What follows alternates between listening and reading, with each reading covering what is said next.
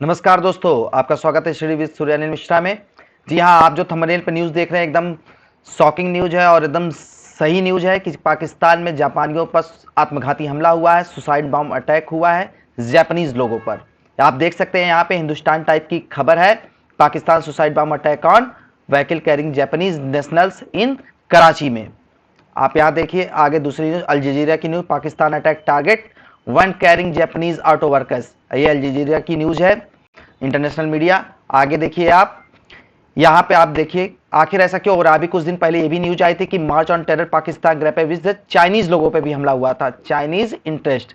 अभी कुछ दिन पहले चाइना में भी पाकिस्तान में चाइनीज लोगों पे अटैक हुआ था। अभी आज कल की न्यूज है उसमें जापानी लोगों पे अटैक हुआ। ऐसा क्यों हो रहा है?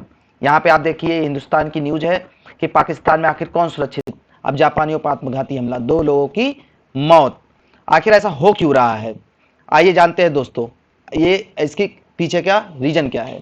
आइए सबसे पहले आप देखिए, यह है हमारा प्यारा भारत और इसके बगल में ये है पाकिस्तान, हमारा सा पड़ोसी देश पाकिस्तान। और पाकिस्तान में ये जो इलाका है, खास तौर से ये जो दिख रहा है, ये है बलूचिस्तान। क्या है? बलूचिस्तान। असल में जो मीडिया रिसोर्सेस से खबर सामने आ रही है, जो पाकिस्तान की मीडिया से खबर आ रही है कि ये जो घटना हुई है इसके पीछे किसका हाथ है? बीएलए। बीएलए कौन है? Balochistan liberation army. ये इनके द्वारा की गई घटना है, ऐसी न्यूज में आ रही है। इसके पहले जो चाइनीज लोगों पे अटैक हुआ था वो भी किसके द्वारा किया गया था?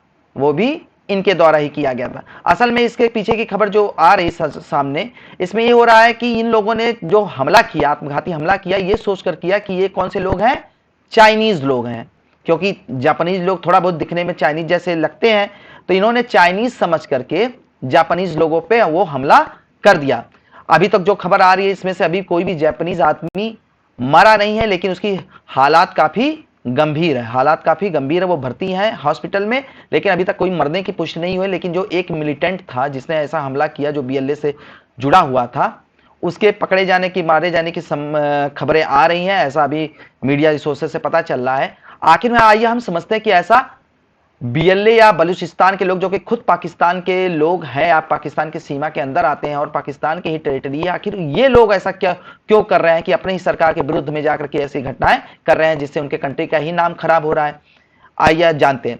सबसे पहले आप बीएलए के बारे में जानिए। जो बलूचिस्तान लिबरल आर्मी है वो कब बना था? 1970 में, 1970 के दशक में बना था। इस समय करीब इसमें 6000 लड़ाके इस समय इसमें हैं। आखिर ये बना क्यों था? इसमें समझ लीजिए बीएलए में खास तौर से 2 जो वहां की जो जातियां हैं वो यहां पे रहती हैं। एक है मीरी, दूसरी है बुगती।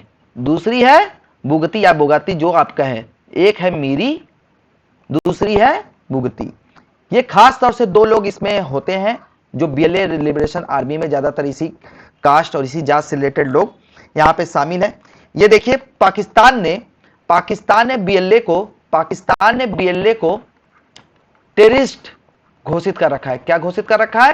टेररिस्ट, आतंकवादी मानते हैं। जो पाकिस्तान की सरकार है इसको आतंकवादी समूह मानती है। लेकिन ऐसा है क्यों? पहले ऐसा था क्या कि जिसकी वजह से ऐसा घटना, या बीएलए के लोग, जो बलूचिस्तान के लोग हैं, ऐसा उन्होंने करने लगे हैं? आइए जानते हैं इसके पीछे का कारण। इसके पीछे कारण है सीपीईसी। ये क्या है? चाइना पाकिस्तान आर्थिक गलियारा, चाइनीज पाकिस्तान इकोनॉमिक कॉरिडोर। ये आखिर है क्या? आप यहां पे देख सकते हैं, ये है चाइना, ये हमारा इंडिया प्यारा भारत, यहां से है चाइना। चाइना से एक सड़क जो कि कहां तक जा रही है? कराची। यहां पे ये जो ग्वादर पोर्ट है, ये किसके अंदर में आता है? ये पाकिस्तान के अंदर में आता है, जो कि चाइना ने अभी इसको अपने अंडर में कर रखा है। और यहां से एक सड़क जो बना रही है, इकोनॉमिक कॉरिडोर, जहां से व्यापार चाइना से डायरेक्ट पाकिस्तान में हो सकता है। चाइना के लिए फायदेमंद भी है और पाकिस्तान उसके बदले चाइना से पैसा भी लेता है, उधार भी लेता है। लेकिन ये करीब 3000 किलोमीटर का है। कितने किलोमीटर का है? 3000 किलोमीटर। यह चीन के उत्तर पश्चिम में झिजियांग, जो इसका झिजियांग प्रोविंस है, यहां से लेकर के पश्चिमी बलूचिस्तान के ग्वादर बंदरगाह। ये ग्वादर बंदरगाह किसके अंडर में आता है? बलूचिस्तान में। किसके अंडर में आता है? बलूचिस्तान में। असल में ये सीपीईसी का विरोध कौन कर रहा है? बलूचिस्तान के लोग जो हैं, इसका सीपीईसी का विरोध कर रहे हैं। आखिर वो विरोध क्यों कर रहे हैं? क्योंकि देखिए, क्योंकि यह माना जाता है कि जो बलूचिस्तान प्रोविंस है, जो बलूचिस्तान का इलाका है, यहाँ पे बहुत मात्रा में गैस, मिनरल्स जैसे कॉपर, गोल्ड, इस टाइप के बहुत बड़ी मात्रा में गोल्ड है। लेकिन फिर भी बलूचिस्तान जो है काफी गरीब इलाका है, काफी गरीब इलाका है। इतने सारे मिनरल्स होने के बावजूद भी जाहिर सी बात है कि इसके पीछे का कारण जो पाकिस्तानीज हैं वो समझते हैं कि इसके पीछे का कारण चाइना और वहां की जो सरकार है, पाकिस्तान की सरकार। इसलिए समय समय पे ये लोग पाकिस्तान की सरकार का विरोध करते रहते हैं और बलूचिस्तान को वहां के अलग देश होने की मांग करते हैं कि हमको पाकिस्तान से अलग मांग किया जाए। लेकिन सरकार क्या करती है? सरकार इस जो प्रोटेस्ट होता है, इस प्रेशर को क्या करती है? दबा देती है मिलिट्री के द्वारा। और समय समय पर ये जो बीएलए के लोग हैं वो इस तरीके के हमला कर करके, आत्मघाती हमला कर करके ये संदेश देना चाहते हैं या पाकिस्तान की सरकार को बताना चाहते हैं कि आप जो कर रहे हैं वो गलत कर रहे हैं, क्योंकि इतनी संसाधन होने के बाद भी वो गरीब इलाका घोषित है। इसका मतलब जाहिर सी बात है कि सरकार और जो बलूचिस्तान के लोग उनमें पट नहीं रही है, इसलिए ऐसा लोग विरोध करते हैं समय समय पे। तो जो अभी न्यूज आ रही है वो न्यूज इसलिए है कि उन्होंने चाइनीज लोगों को, इसके पीछे का कारण बलूचिस्तान के लोग चाइनीज लोगों को भी समझते हैं और इस गलियारा जो सीपीसी है इसको बनने देना नहीं चाहते, जो कि बलूचिस्तान से होकर जा रहा है। जो ग्वादर पोर्ट है, मैंने बताया बलूचिस्तान के इलाके में पड़ता है। इसलिए ऐसा लोग ये हमले इस तरीके से करते हैं कि चाइनीज लोगों को मारते रहते हैं।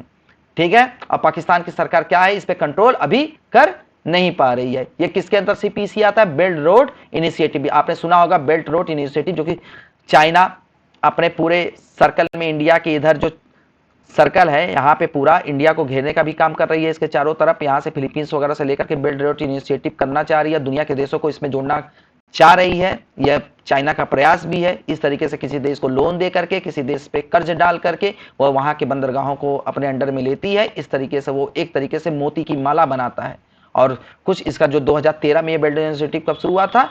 2013 में। इसमें दक्षिण पूर्व एशिया, मध्य एशिया, खाड़ी के देश, अफ्रीका और यूरोप की भूमि को समुद्री मार्ग से, मैंने बताया ना, समुद्री मार्ग से, ये जो इंडियन ओशियन, ये सब समुद्री मार्ग से जोड़ने का काम कर रही है। ठीक है। आई होप आप इस समझ गए होंगे इस तरीके की घटनाएं से। ठीक है। आइए लाइक करिए, कमेंट करिए, शेयर करिए और सब्सक्राइब करिए। धन्यवाद।